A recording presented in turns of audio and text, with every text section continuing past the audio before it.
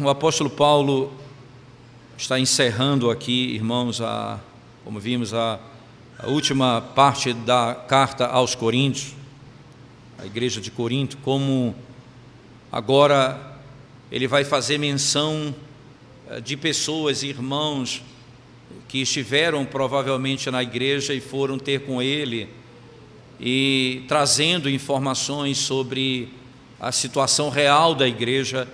E Paulo pôde montar um quadro completo, não apenas com a carta que fora enviada pelos da igreja de Corinto a Paulo acerca da situação da igreja, mas também do testemunho de irmãos que viveram ali e sabiam a real situação da igreja.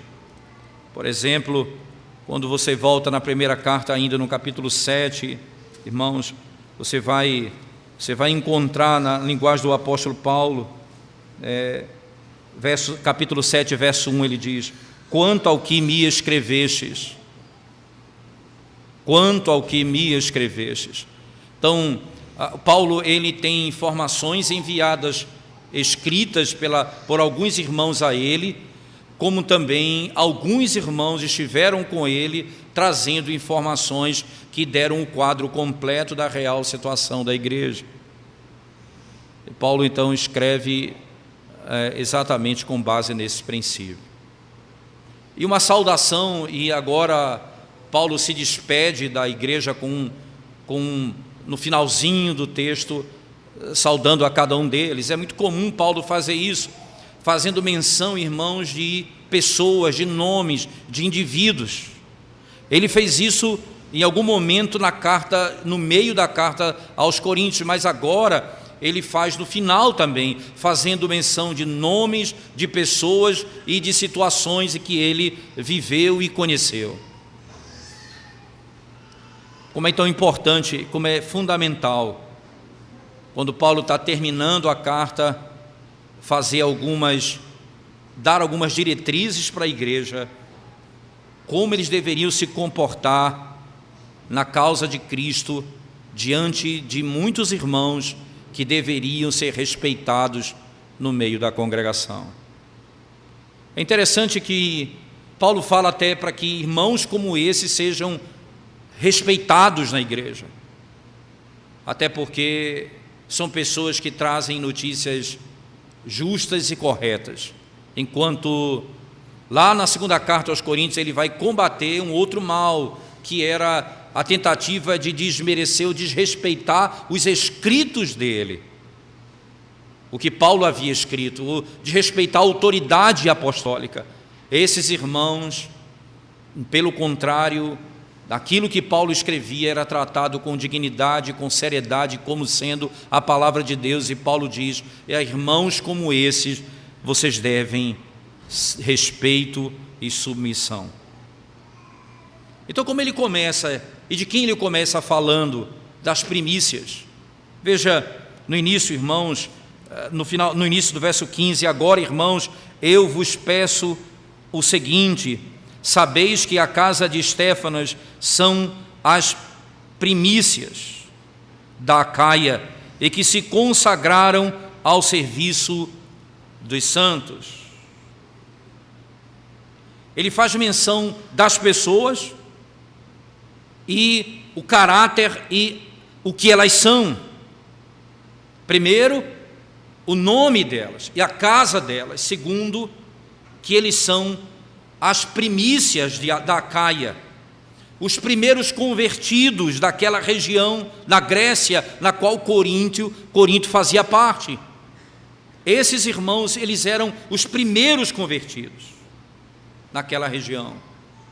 E Paulo, não simplesmente, irmãos, porque eles eram as primícias, como ele usa essa expressão no texto, porque muitas vezes você pode se ensoberbecer, e quantas pessoas entram em contendas dentro da igreja, porque dizem: nós somos os primeiros a chegar aqui, então eu sou o fundador dessa igreja, não, eu sou isso, eu sou aquilo.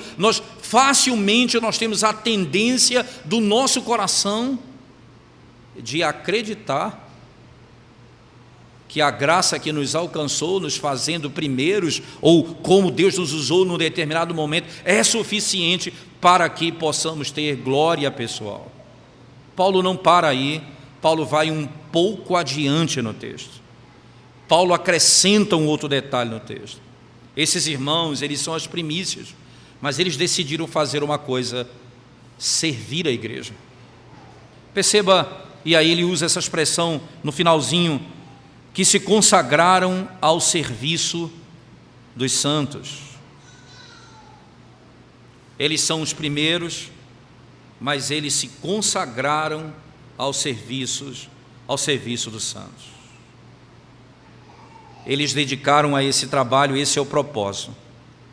Que honra Paulo citar esses irmãos. Que honra. Alguns estudiosos acreditam, irmãos, que essa família, ela era da classe alta naquela cidade. Eram pessoas de grande estirpe, de grande nome. Acontece que eles, mesmo tendo grande nome, são descritos porque se colocaram como servos dos santos. Eles não foram destacados pelo que eles possuíam, mas pelo serviço. Mas veja que honra para uma pessoa num nível mais elevado na sociedade devotar a sua vida ao serviço dos santos. Paulo aqui não está propondo mudança de status, como se você tem um status e então você deve se colocar debaixo do status do outro para servi-lo. Não. Mas livremente, voluntariamente, tendo a condição que tem, fazer o bem àqueles que estão abaixo de você e prontos para serem servidos. O que Paulo está propondo não é: eu preciso agora mudar de posição, ora, eu sou o patrão, eu preciso ser empregado. Não, como patrão eu preciso servir.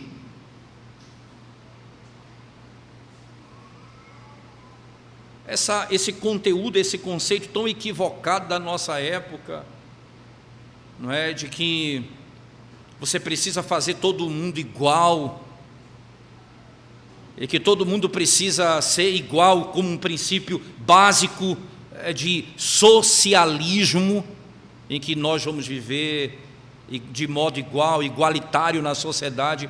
Não, o Evangelho não produz isso. O Evangelho produz para aqueles que têm grande condição servir. É isso que o Evangelho vai fazer, livremente, abertamente, não oprimidos, não por uma lei, não por um peso da sociedade, mas livremente, porque foi sempre assim. Por exemplo, nós temos no texto de Atos, quando Ananias e Safira foram mortos, eles foram mortos por um princípio claro no texto sagrado. Pedro disse: a terra era tua, você poderia ficar com tudo para você, mas você mentiu, você disse que daria tudo e reteve uma parte. Você poderia não ter dado nada, era teu. O ponto é que você mentiu ao Espírito Santo.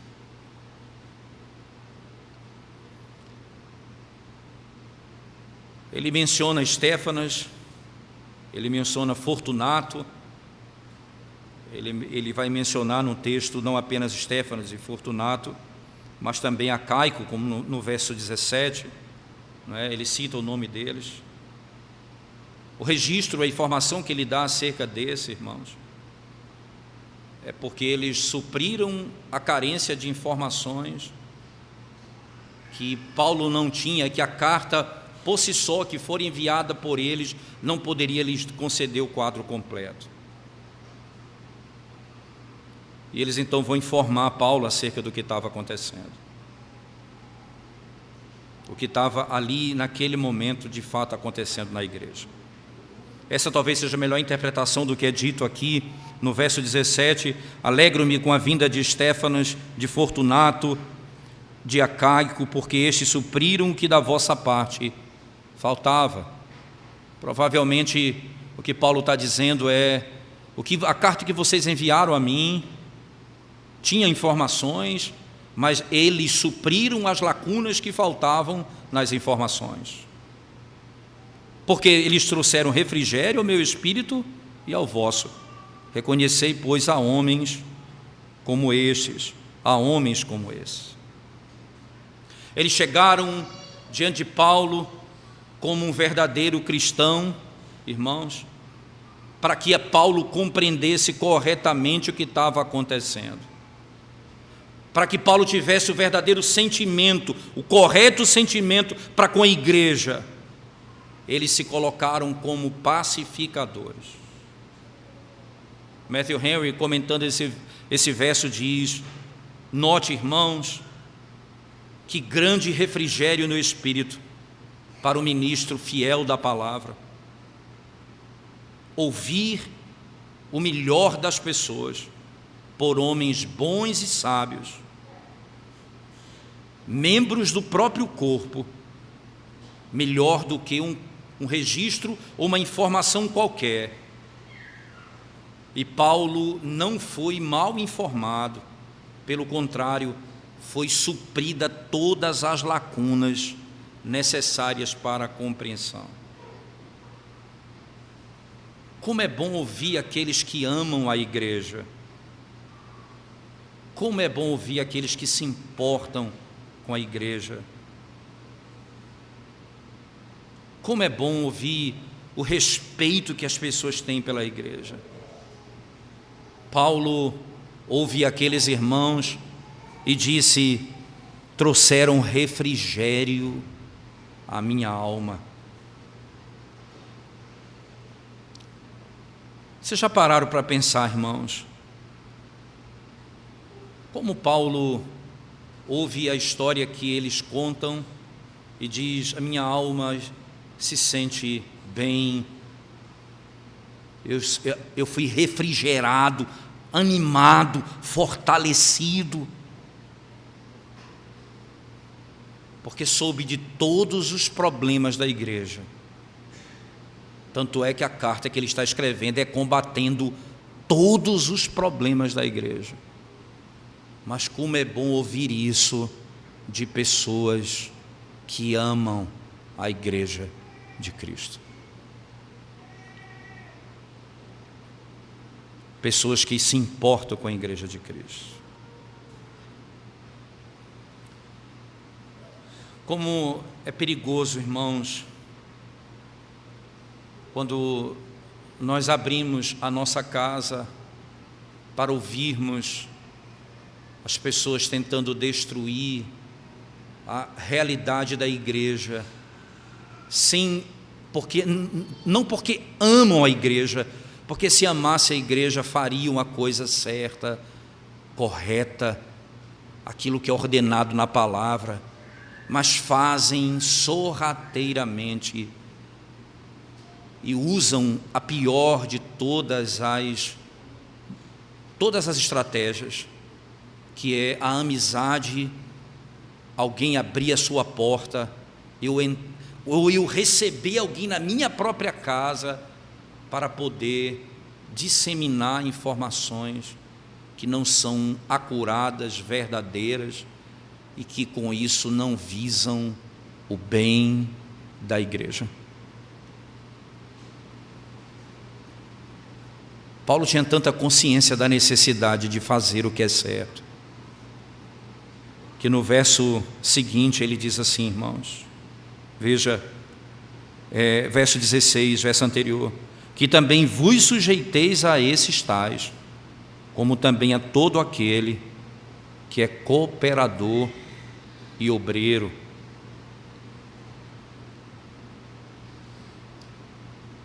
Vocês devem se sujeitar a eles. Aqui não significa, irmãos, que tanto tanto Charles Hodge como Matthew Henry, como outros comentaristas, nenhum entende que ele está falando aqui nesse texto, em hipótese alguma, de ofício.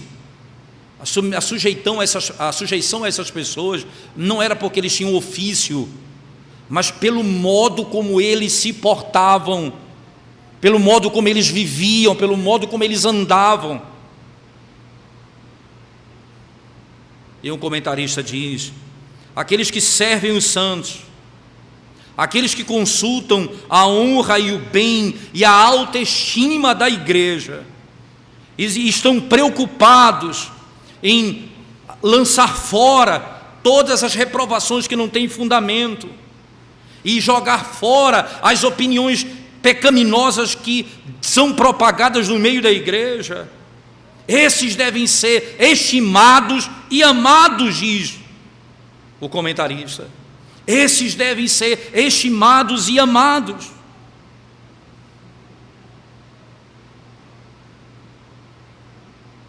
São esses irmãos que têm que ser respeitados na igreja. É que nós devemos nos submeter a esses, olhar para eles com respeito e dignidade, porque até o que eles fazem de crítica é por amor à igreja, é por amor a Cristo, é para o bem do corpo de Cristo, não para a destruição. Tudo o que eles informaram a Paulo, Paulo disse: isso trouxe refrigério à minha alma. Isso trouxe refrigério à minha alma. Ora, irmãos amados,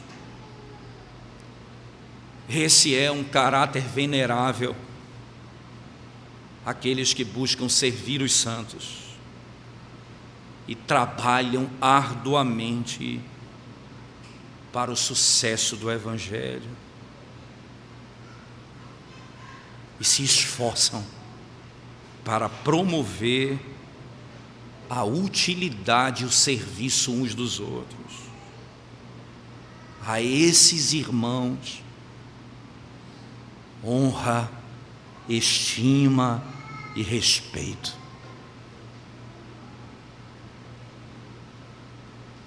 A esses irmãos, honra, estima e respeito. Na segunda parte da saudação final desse texto que nós lemos, Paulo vai adiante e diz assim: irmãos, as igrejas da Ásia vos saúdam, no Senhor muitos vos saúdam, Áquila e Priscila, e bem assim a igreja que está na casa deles, muitos vos saúdam. E Paulo saúda uns aos, mostra como é fácil e como é bom saudar uns aos outros. Veja, irmãos, os problemas que Paulo tem e as lutas que eles enfrentam na maneira como Paulo está lidando com o pecado da igreja, mas Paulo sempre busca a civilidade. De forma alguma o cristianismo destrói a civilidade e as boas maneiras. De forma alguma o cristianismo destrói a civilidade e as boas maneiras. Não é isso que a Escritura nos ensina. Paulo encontrou espaço na epístola, irmãos, para tratar de cada assunto importante, lidar com cada pecado, e espaço para saudar os amigos e os irmãos. Não é porque você teve que lidar com temas tão duros que você vai perder a boa maneira de lidar com as pessoas, o respeito pelas pessoas. Você precisa manter a temperança, a cortesia, o respeito uns para com os outros.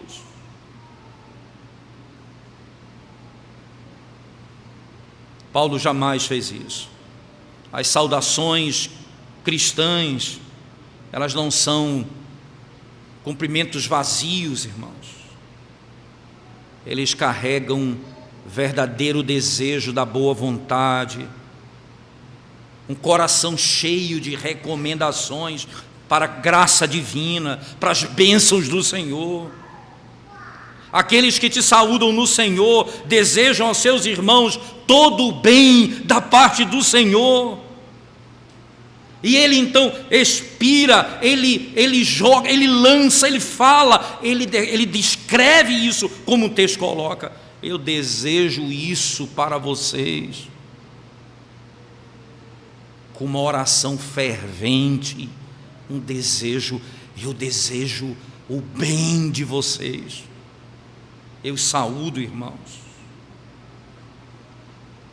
E quem saúda vocês são os irmãos, e aqui ele cita Priscila e Áquila, melhor dizendo. Vos saúdam Áquila e Priscila, e bem assim a igreja que está na casa deles. Eles mandam saudações, e a igreja que está na casa dele.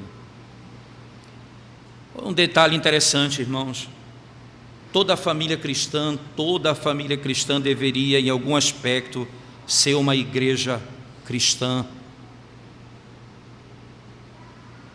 Podemos estar longe em lugares estranhos e até em outro país, em outro lugar, mas a nossa casa, a nossa família precisa ser uma casa cristã, uma família cristã, uma igreja cristã. Interessante notar ainda que mesmo tendo uma igreja nessa cidade, há uma igreja na casa deles, e eles oferecem culto ao Senhor diariamente. Nós nos reunimos aqui no domingo para adorar a Deus, mas eles oferecem culto ao Senhor todos os dias, na sua casa. Na sua casa.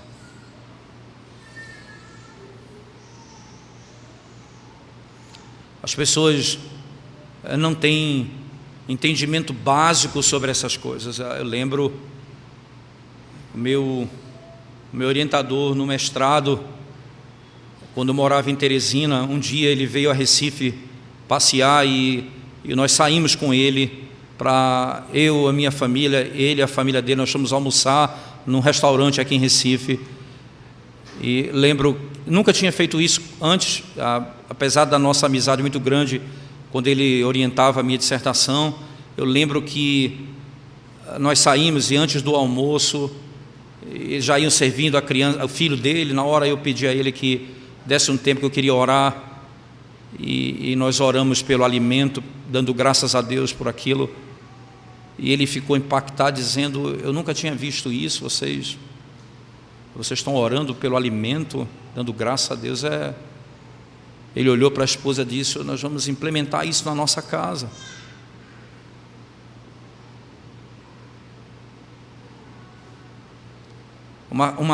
Um princípio tão básico, irmãos, porque tantas vezes faltamos num culto diário em casa, mas o mínimo, preste bem atenção nisso.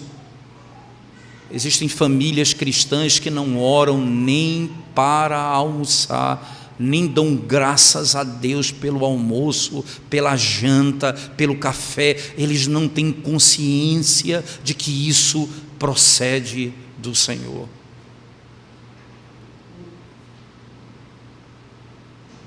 Não existe esse princípio.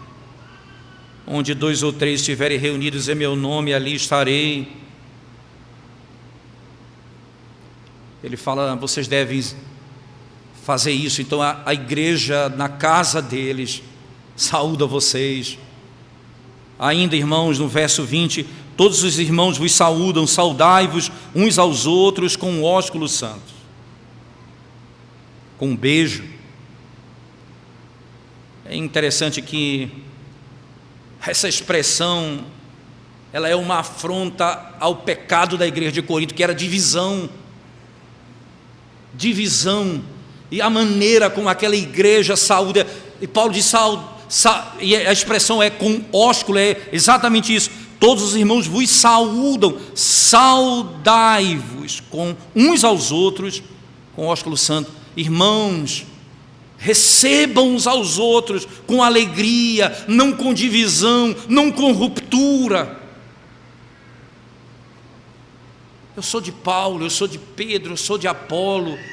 Saudai-vos uns aos outros, irmãos, com ósculo santo. O amor dos irmãos deveria ser um incentivo poderoso para o amor mútuo. Quando a outra igreja de Cristo nos ama, quando uma igreja distante nos ama, nós olhamos para dentro da igreja e dizemos: quanta divisão no nosso meio. Eu posso saudar o meu irmão. Pode haver comunhão entre nós. Pode haver respeito entre nós.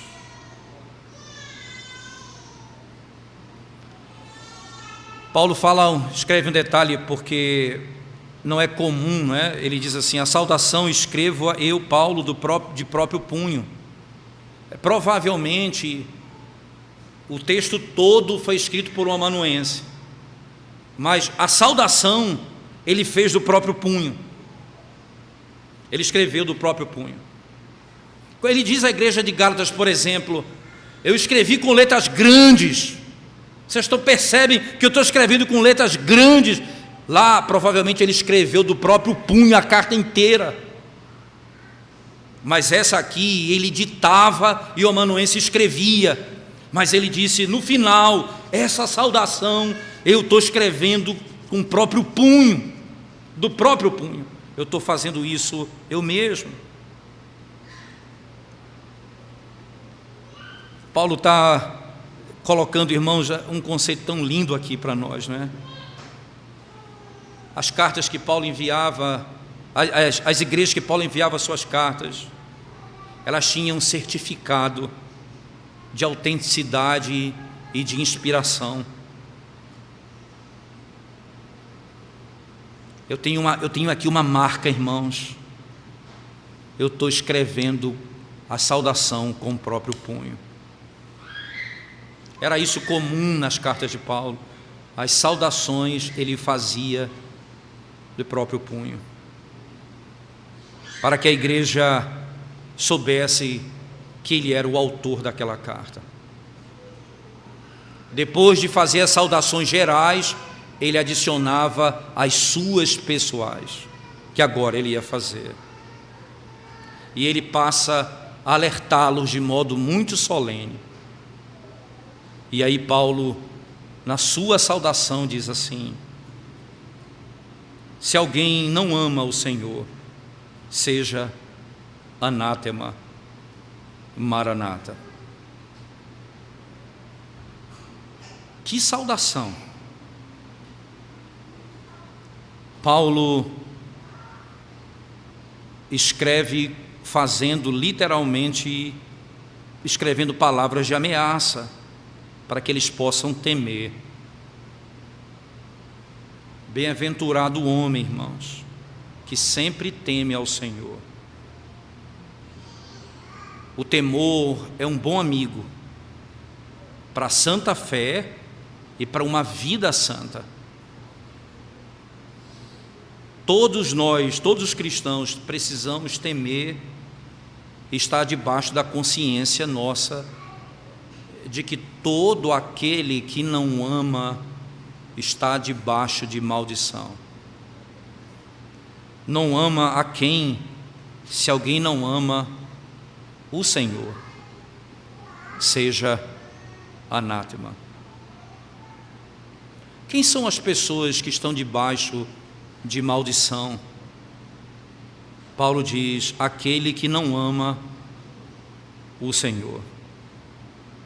Aqueles que blasfemam sobre Cristo, diz, não compreendem e pregam uma falsa doutrina,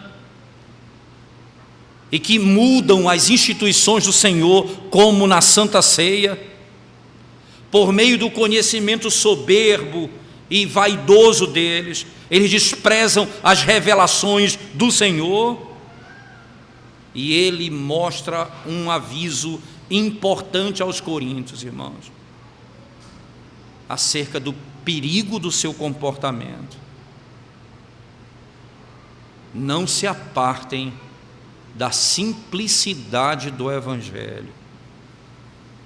Não se apartem dos princípios do Evangelho, que são os grandes motivos para uma vida pura e santa. Não se apartem, não rejeitem isso por ciência, sabedoria de homens ou do mundo, que chegam a chamar a religião cristã de tola e falsa, a ponto de dizer o Evangelho é um absurdo e é ridículo. Não se atreva a trocar as verdades desse Evangelho simples e poderoso pela ciência, pelo princípio da sabedoria do mundo, acreditando que essas verdades vão ser superiores à verdade do Evangelho. Quantos estudiosos hoje, há muitos já se apartaram do Evangelho e andam no mundo na pior situação. Começaram apenas assim. Adão, ele não existiu. Paulo, quando cita lá em Romanos 5, que por um homem entrou o pecado no mundo e pelo pecado a morte, ele está usando um critério que não é científico, que não existiu um homem. Logo, Cristo é verdadeiro, mas Adão não é verdadeiro. E aí ele simplesmente disse: eu vou estabelecer uma verdade eterna em cima de uma areia movediça. Eu vou tirar a historicidade da Bíblia. A Bíblia não é histórica, ela não é real. E ele moveu um passo. Esse mesmo homem hoje, que começou assim, está longe do Evangelho, ruína após ruína, ruína após ruína.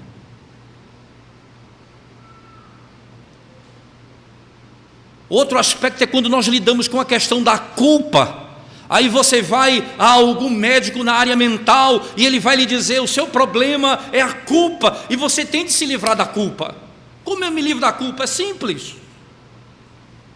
O problema é a tua religião, o problema são teus valores, o problema são teus conceitos, e é isso que te faz ter culpa. Então, abandona a tua religião e você se livra da culpa. E como um teólogo certa vez disse: arranca a culpa, e você vai entender que não há pecado. Arranca a culpa e você vai ver que não há pecado. E você sabendo que não há pecado, não há regra, não há lei. Você sabendo que não há lei, não há um Deus que é santo e justo. Não tendo um Deus que é santo e justo, não há cruz. Se não há cruz, não há morte. Se não há morte, não há Cristo. Se não há Cristo, não há redenção. Mova uma única verdade dessa. Experimenta puxar uma única verdade dessa e toda a casa vai ruir. Não se apartem do amor. Se vocês não amam a Cristo, vocês estão debaixo de maldição. Cuidado, irmãos. Esses homens desrespeitam a Cristo. Se os irmãos da igreja de Corinto deram ouvidos a esses homens, aos discursos de sedução, eles estão em perigo de apostasia. cristãos professos, muitas vezes, por se revoltarem contra Cristo, por se queixarem da obra de Cristo, vão trazer sobre si mesmo destruição terrível. Destruição terrível. Ora, irmãos, quantos irmãos nossos, chamados irmãos em Cristo, que não amam de fato a Cristo, com sinceridade. Dizem que amam com os lábios, mas não sinceramente. Como pode alguém não amar o que mais amou no mundo? Aquele que nos amou e deu a si mesmo por nós, aquele que derramou seu sangue por nós, aquele que testifica o seu amor dentro de nós, pelo Espírito que nos foi derramado. Quem poderia ter poder para amar, senão esse que recebeu daquele que ama?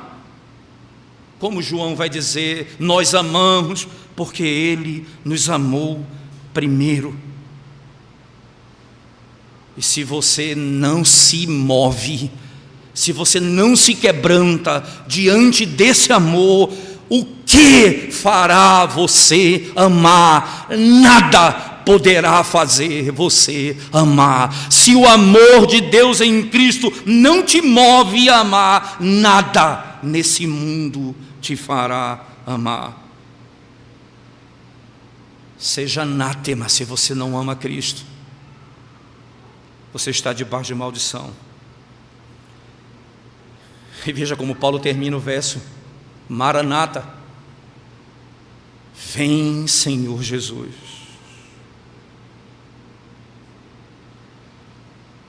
Vem Senhor Jesus. Ele voltará, Ele julgará, e todo aquele que não o amou está debaixo de maldição.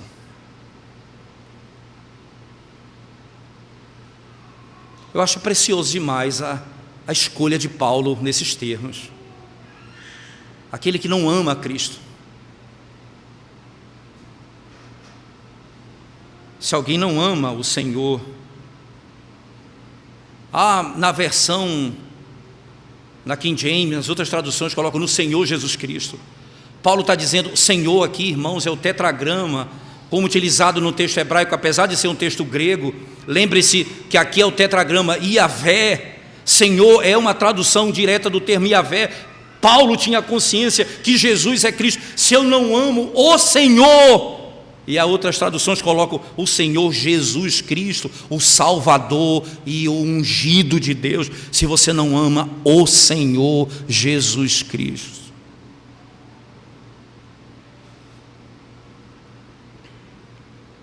Se eu não amo Ele como Ele de fato é, verdadeiro Deus e verdadeiro homem. Porque a verdadeira fé produzirá o verdadeiro amor. Lembra que o amor é um tema tão importante que tem um capítulo inteiro que Paulo trata sobre isso. Mas lembra que Paulo, em outro momento, irmãos, escrevendo aos Romanos, vai dizer: todas as coisas cooperam para o bem daqueles que amam. Ele poderia dizer daqueles que creem. Daqueles que creem. Mas por que daqueles que amam? Porque lembre-se, o amor é o braço da fé. Não amemos com palavras, mas de fato e de verdade. Deus amou ao mundo de tal maneira que deu o seu Filho unigênito. O amor é o braço da fé. Como Paulo disse aos Romanos, A fé opera pelo amor.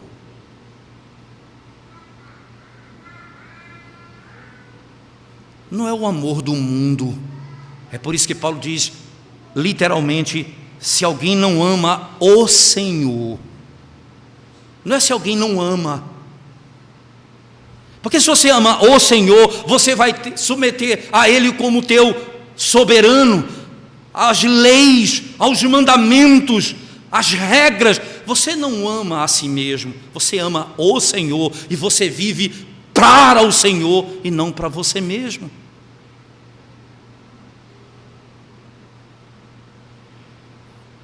Maranata. Então Paulo conclui dizendo: a graça do Senhor Jesus seja convosco, o meu amor seja com todos vós em Cristo Jesus. Paulo sai de uma exortação solene e mostra na prática. É o resultado de uma afeição caridosa, de um amor pela igreja. E a minha boa vontade está aqui. O que eu desejo para vocês, a graça do Senhor Jesus seja convosco.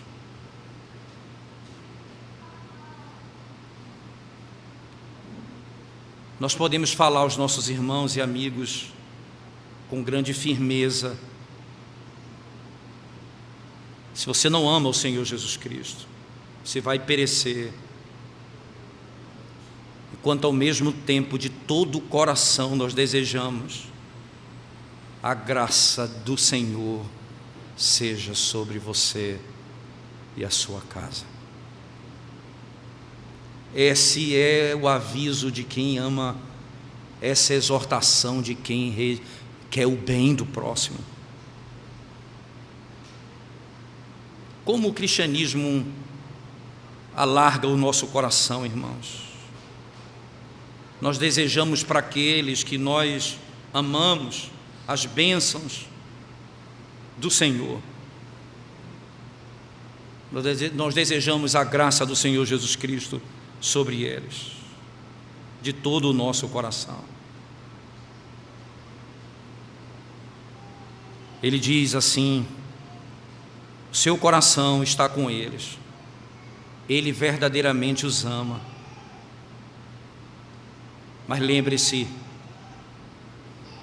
a afeição não vai produzir um discurso vazio, mas a verdade que busca a verdadeira mudança de vida.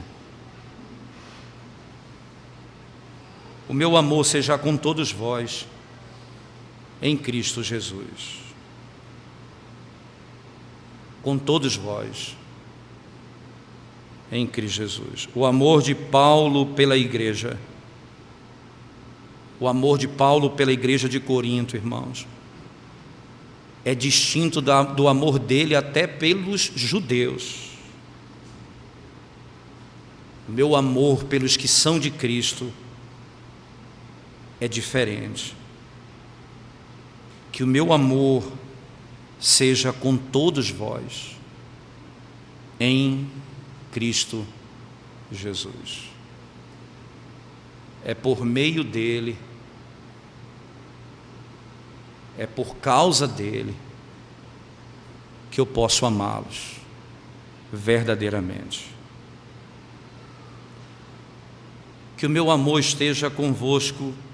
Quem são os que estão em Cristo Jesus? É para com esses o nosso maior amor.